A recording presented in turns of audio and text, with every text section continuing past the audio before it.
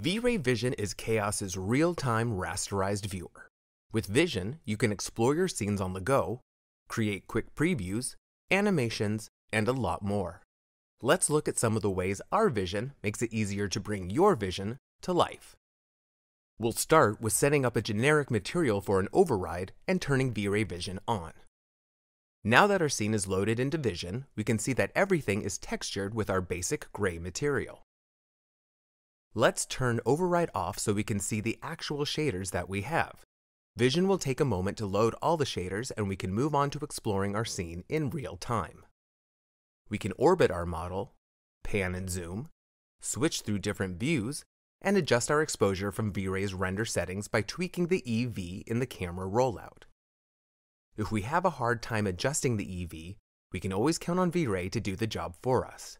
Simply click on the little sun icon in Vision to turn on auto exposure, and you will always get a perfectly exposed image. Another big strength of Vision is that we can edit our model and see the changes rendered in real time. Let's open Chaos Cosmos and place some assets in the scene. As you can see, we can move them, rotate them, scale them, and observe how they look rendered out on the go. I've already prepared some vegetation and assets for the scene, so I will delete this tree and unhide what I've set up in advance so we can continue exploring. Let's move over to Vision and see what we can tweak directly. Click on the gear wheel icon and you'll see the first set of options. These determine the quality of our image and adjust performance. Let's toggle temporal anti-aliasing.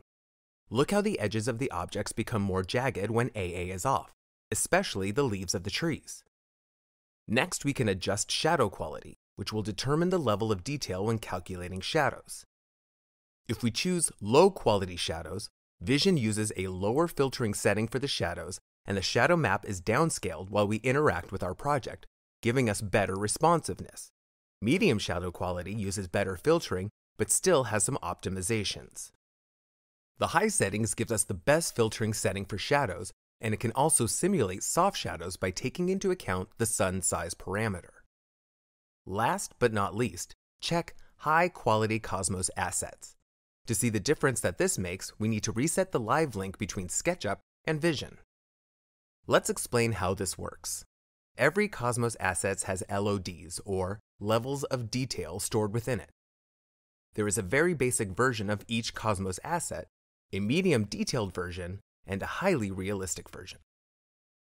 When high-quality Cosmos assets are switched off, Vision will use the medium LOD for every asset that is close to the viewer and replace assets that are further away with the lowest LOD.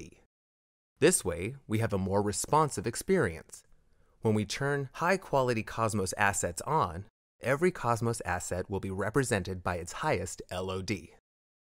Just click on the Render button in the Asset Editor to break the link and click on Vision's icon from the toolbar to sync things again. This looks much nicer. Next are the exposure controls that we can adjust separately from V-Ray's EV if we have to. These are also useful for exploring different scenarios. After that are the navigation controls.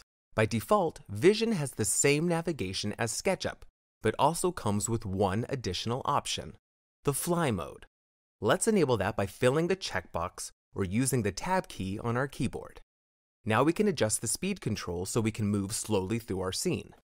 Now we can move around our scene using our mouse and arrow keys on the keyboard, just like in a game, with the difference that we can fly up and down.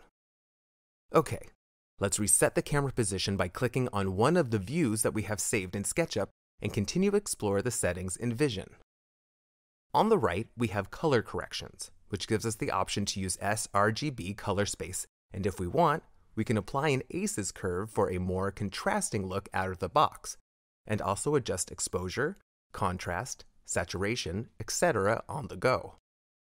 When we are happy with the adjustments, we can always export them for later use, when we reopen the scene or share it with other people. The last icon is where save and export settings are. Let's open them and see what we have. To save a shot from Vision, first we need to select a folder and a name for the image. After that, we can choose the image format.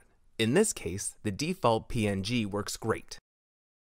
The next option is whether we want to save exactly what we see from the Vision window, or if we would like to use the project's resolution, which is set in V-Ray's render settings.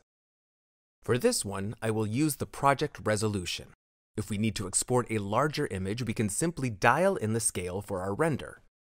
For example, I will use a scale of 2 times, and this will give us a final image size of 3520 by 4400 pixels. Now all is left to do is click export, and the image is saved. Still images have their use, but sometimes we need to create whole animations, and Vision can greatly help us with that, especially when time is scarce. To set this up, let's break the live link between SketchUp and Vision again and set up our animations in SketchUp. Select the views that you want included in your animation, and then enable animation in V-Ray's render settings.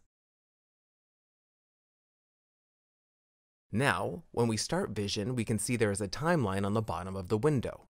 This means we have successfully set up our animations. Let's click the play button and preview it. Great! The export process is almost the same as when saving a still image. We need to choose a folder and a name for the sequence. I will also dial back the resolution multiplier to 1, as we don't need it in this case. Let's check the Export Animation checkbox, and then click Export. Now you can leave Vision to do the rest.